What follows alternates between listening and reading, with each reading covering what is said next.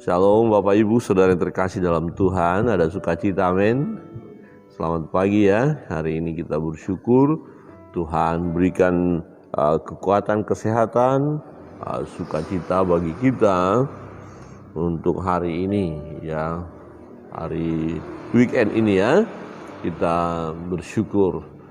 Pembacaan firman Tuhan kita lanjutkan dari kitab Yunus pasal yang keempat. Yunus pasal 4. Nah, di sini baru kita menemukan alasan daripada Yunus mengapa dia tidak pergi ke Niniwe waktu dipanggil oleh Tuhan di pasal yang pertama ya. Ya, di sini kita melihat.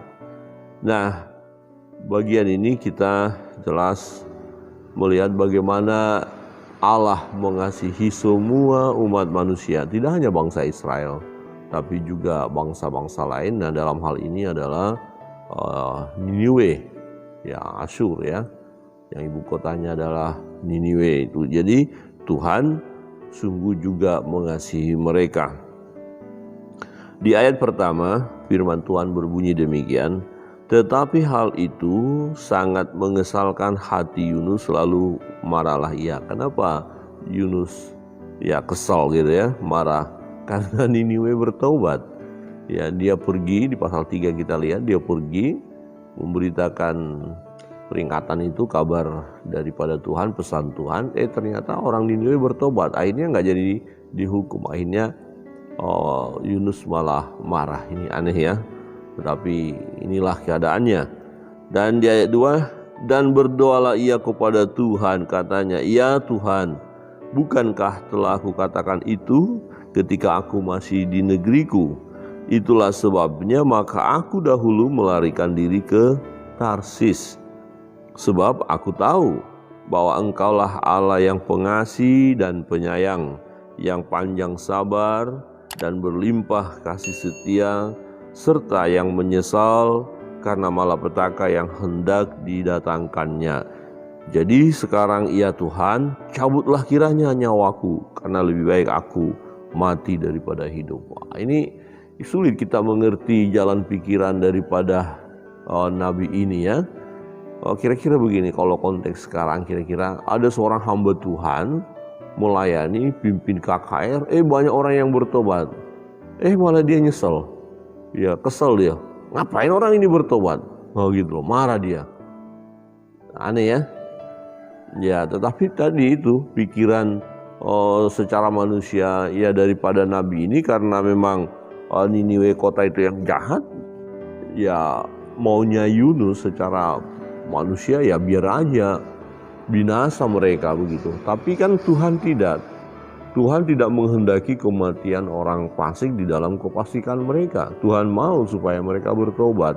Nah, ketika mereka bertobat, wah, ini yang membuat hati nabi ini kesal ya, dongkol juga, dia marah juga, bahkan dia bilang sama Tuhan, udah Tuhan, mati aja aku. Ya, mati aja aku. Lo orang melayani, berhasil pelayanan kok malah minta mati. Ya, ini sesuatu hal yang ganjil. Nah, memang kita melihat bagaimana Allah, ya Tuhan kita ini adalah Tuhan yang maha kasih ya. Maka Yunus katakan bahwa Engkaulah Allah yang pengasih dan penyayang, panjang sabar dan berlimpah kasih setia, serta yang menyesal karena malapetaka yang hendak didatangkannya. Ya, Tuhan kita adalah Tuhan yang mengasihi dan penyayang, pengasih dan penyayang. Dia mengasihi, dia menyayangi umat manusia yang adalah ciptaannya. Jadi dia sayang kepada ciptaan itu. Ya, dia tidak menghendaki kehancuran daripada apa yang diciptakannya. Ya, dia menyayangi dan dikatakan panjang sabar. Jadi kasih sayang Tuhan itu panjang. Ya, kalau kita gambarkan keadaan kita gini, ada orang yang cepat-cepat marah, ada orang yang lambat marah, atau ada orang yang memang super lambat marah. Ya, kalau orang yang cepat marah dapat berita yang kurang enak langsung ditanggapi dengan marah. Apa? Bagaimana? Apa? Kira-kira itu. Ini nggak ada kesabaran dia. Tapi kalau ada yang diberitahukan masalah, dia tenang.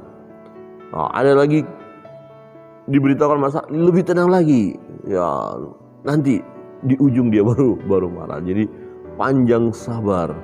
Nah, kita manusia pada umumnya lekas marah ya, menanggapi persoalan tidak terlalu tenang. Kadang-kadang terburu-buru. Ya, dengan kata lain memang panjang sabarnya kita sangat terbatas. Itu sebabnya ya seringkali kita mendengar istilah awas kau jangan sampai 3 kali kau lakukan kesalahan itu. Jadi kesabaran kita itu biasanya hanya hitungan 3. Ya, awas jangan sampai kau lagi ketiga kali. Tiada maaf bagimu, gitu ya. Tetapi bagi Tuhan itu panjang. Nah, bagi Yunus udah waktunya Tuhan biar aja mereka binasa. Mereka jahat, Niniwe kota yang sangat jahat itu. Nah, tapi hati Tuhan adalah yang penuh kasih, berlimpah kasih setianya. Dia sangat menyayangi.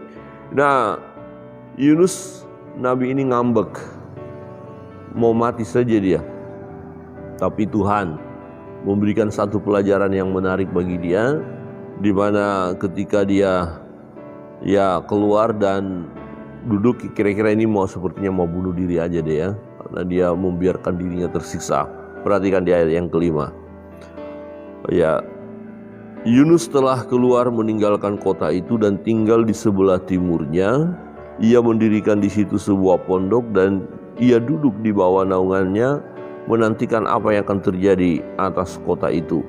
Lalu atas penentuan Tuhan, ya atas penentuan Tuhan Allah, tumbuhlah sebatang pohon jarak melampaui kepala Yunus untuk menaunginya agar ia terhibur daripada kekesalan hatinya. Yunus sangat bersukacita karena pohon jarak itu. Tetapi keesokan harinya ketika fajar menyingsing atas penentuan Allah, datanglah seekor ulat yang menggerogok pohon jarak itu sehingga layu. Segera sesudah matahari terbit, maka atas penentuan Allah bertiuplah angin timur yang panas terik sehingga sinar matahari menyakiti kepala Yunus. Lalu rebahlah ia lesu, ya, dan berharap supaya mati. Ya, katanya lebih baik aku mati daripada hidup. Ini memang tindakan mau bunuh diri ya. Udah mati aja biar disinari matahari, biar gosong, biarlah habis aja, kira-kira begitu. Lalu dia marah, tadi kan dilindungi oleh pohon jarak itu, kemudian pohon jarak itu mati. Kemudian akhirnya dia kepanasan lagi, marah lagi dia. Tuhan bilang, layakkah engkau marah? Ya, saya layak marah. Wah, ini benar-benar deh, hamba Allah ini benar-benar deh. Tapi di sini kita melihat betapa panjang sabarnya Tuhan. Ya, Tuhan pun memberikan pelayanan khusus kepada hambanya, ya, yang sedang kesal ini, yang sedang frustrasi ini. Ya, padahal dia pelayanan berhasil loh. Ya, karena punya keinginan tersendiri yang tidak terkabulkan, yang berbeda keinginannya dengan keinginan Allah berbeda. Ya, tetapi Tuhan begitu mengasihi hamba Allah ini. Ya, dengan satu perbuatan itu Tuhan mau menunjukkan betapa Tuhan mengasihi umat manusia ya. Ayat 9, tetapi berfirmanlah Allah kepada Yunus, layakkah engkau marah karena pohon jarak itu? Jawabnya, selayaknya lah aku marah sampai mati. Oh, ini benar-benar deh ya, sampai mati ya. Lalu Allah berfirman, engkau sayang kepada pohon jarak itu yang untuknya sedikit pun engkau tidak berjerih payah, dan yang tidak engkau tumbuhkan, yang tumbuh dalam satu malam dan binasa dalam satu malam pula. Bagaimana tidak aku akan sayang kepada Niniwe, kota yang besar itu, yang berpenduduk lebih dari 120.000 orang, yang semuanya tak tahu membedakan tangan kanan dari tangan kiri, dengan ternaknya yang banyak. Jadi hanya dibandingkan satu pohon jarak, padahal untuk pohon ini nggak ada jerih lelahnya Yunus. Ya, kenapa untuk ini pun? Karena ketika pohon jarak itu mati, ya kesel juga ya, atau boleh katakan lebih baik sedih lah gitu ya. Aduh, kenapa saya ini kok matahari kena saya, tidak lagi terlindungi. Nah, untuk itu aja gitu kata, kamu sudah sikapmu seperti itu ya.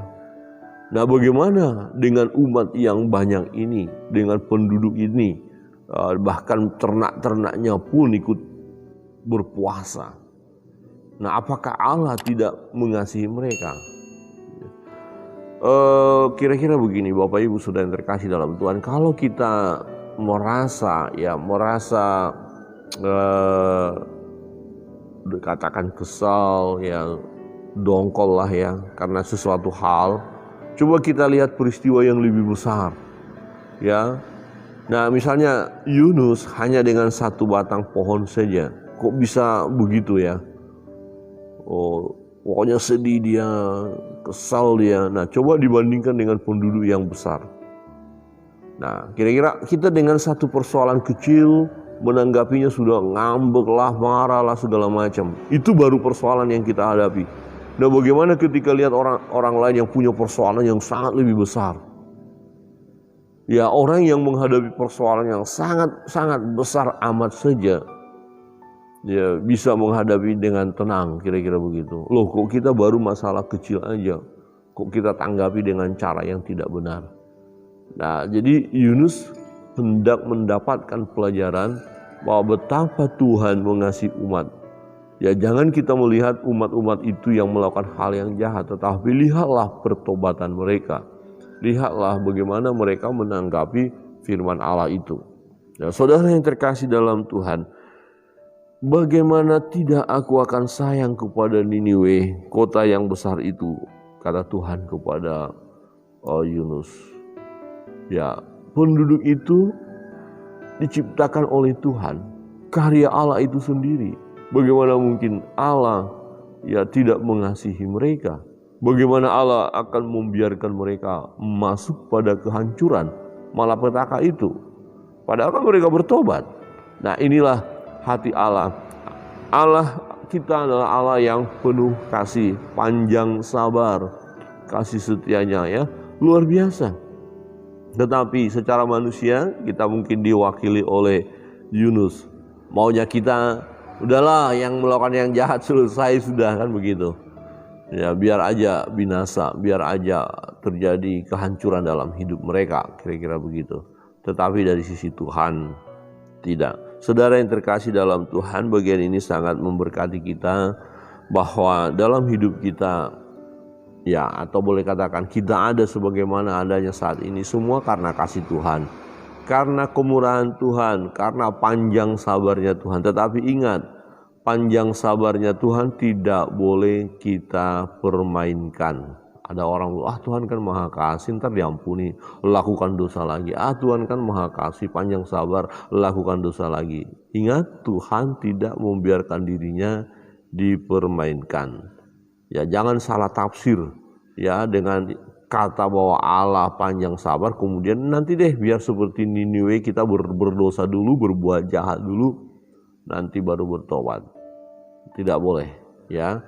Nah, masalah Niniwe adalah mereka memang tidak tahu kebenaran. Maka dikatakan yang tidak tahu membedakan tangan kanan dan tangan kiri. Enggak ada yang mengajari mereka kok. Ya, enggak ada yang menyampaikan kebenaran firman kepada mereka. Syukurlah akhirnya Yunus pergi dan memberitahukan kabar itu. Akhirnya mereka bertobat. Nah, kita juga nggak bisa langsung menyalahkan seseorang, kamu salah begini, loh dia nggak tahu aturannya kok. Dia nggak tahu kok bagaimana kebenarannya. Nah, perlu diberitahu kebenaran itu. Nah, akhirnya kebenaran itu menunjukkan kesalahan daripada orang itu. Ya, orang-orang yang melakukan kejahatan, yang melakukan kesalahan, dia kan tidak sadar karena dia tidak tahu aturannya. Nah, tapi ketika dia beritahu aturannya, dia baru sadar, oh kalau gitu saya melanggar ya. Oh iya, melanggar.